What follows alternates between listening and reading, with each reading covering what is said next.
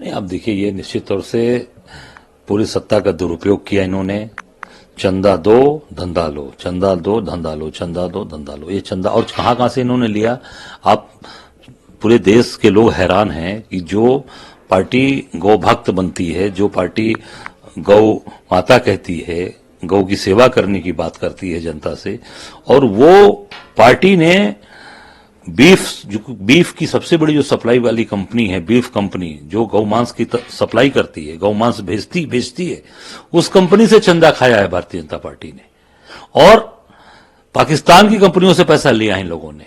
आप सोच सकते हो, जिसकी बात आप करते हो, जिसको अपना आप दुश्मन देश मानते हो, उसके कंपनी से पैसा खाया है। चंदा आपने लिया, सबने लिया, पर जिस तरीके की चीजें करना, मैं समझता हूं कि ये देशवासियों के साथ विश्वासघात है।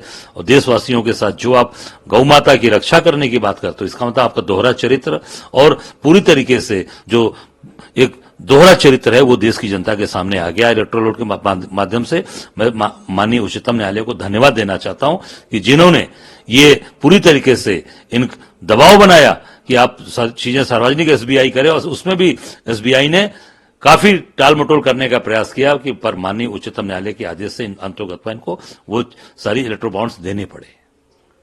कांग्रेस नेता राहुल है और इस शक्ति से हम लड़ रहे हैं, इसको किस तरह से? नहीं, निश्चित तौर से राहुल जी ने बहुत ही सोच समझ के बात कही है, और जो पूरे देश के अंदर डिमांड उठ रही है, सभी पढ़े लिखे वर्ग के लोग, माननीय उच्चतम न्यायालय के एडवोकेट्स लोग, हाई कोर्ट के एडवोकेट्स, और जिन्होंने बड़ा आंदोलन किया दिल्ली के अंदर, चल ही रहा है, तमाम सीनियर ब्यूरोक्रेट्स और तमाम रिटायर्ड लोगों ने इस तरह की बात की। आम जनता जो देख रही है कि किस तरीके से ईवीएम के अंदर गड़बड़ियां की जा रही हैं, राहुल जी जो बात कही है वो सही बोला कि इनकी पूरी जान ईवीएम के अंदर बसती है, और पूरी तरीके से ये उस पे ये लगे हैं लोग कि कैसे भी चुनाव में, क्योंकि बार बार इस तरह की जो कैलकुलेशन बोलते हैं, ये कैलकुलेशन इस हिसाब से बोलते हैं कि इन्होंने सारी चीजों को सेट करके रखा है, इस नाते ये चीजों को मजबूती के साथ कह पाते हैं। और राहुल जी ने बहुत ही सही बात कही है।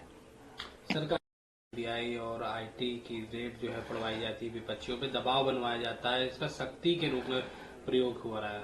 उन्होंने कहा नहीं, अभी एक महाराष्ट्र के नेता के ऊपर बोला जो कांग्रेस छोड़कर गए, उन्होंने नाम नहीं लिया, और उन्होंने कहा कि उन्होंने मेरी मां से, आदरणीय सोनिया गांधी जी से, उन्होंने रो रो कर कहा कि हम ईडी का दबाव, ईडी का जो मेरे ऊपर प्रेशर है उसको हम बर्दाश्त नहीं कर पा रहे हैं, इस नाते हम कांग्रेस को छोड़कर जा रहे हैं। उन्होंने कहा ये बात, रो कर चले गए।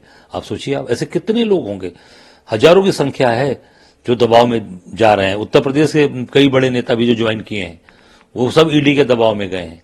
अब देखिए, अजय कपूर जी गए बेचारे, चेहरा उनका उतरा हुआ था, चेहरे पे कहीं मुस्कान नहीं थी, रुआसा चेहरा था, जैसे जब उनको बुके दिया गया, जैसे लगा कि जबरदस्ती थमाया जा रहा है, गले में दुपट्टा डाला जा रहा है, ऐसे जबरदस्ती उनके गले में कोई फांसी का फंदा डाल रहा है।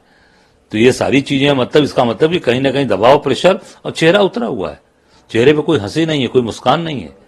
जो परिवार के साथ इतने साल परिवारों के साथ एक भाईचारे की तरह रहा, केवल पद के लिए, ऐसा मैं नहीं समझता हूं कि केवल लोग पद के भूखे हैं।